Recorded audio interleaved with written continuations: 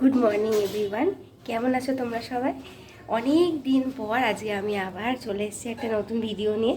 হ্যাঁ জানি, বিগত প্রায় 7-8 মাস ধরে আমি কোনো ব্লগ পোস্ট করিনি। আর আমার কিছু সমস্যা ছিল, সেই কারণে আমি রেগুলার পোস্ট করতে পারি না।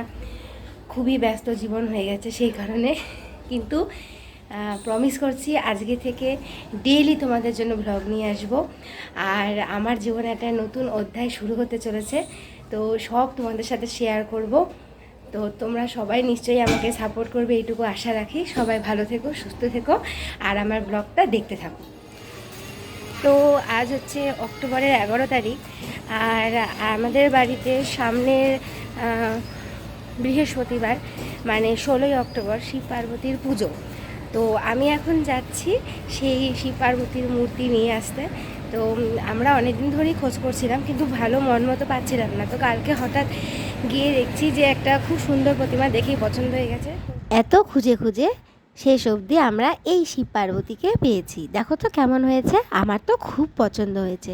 তোমাদের কেমন লেগেছে সবাই কিন্তু কমেন্টে জানিও। আর যারা আমার চ্যানেলটাকে এখনও সাবস্ক্রাইব করোনি তারা প্লিজ সাবস্ক্রাইব করে দিও।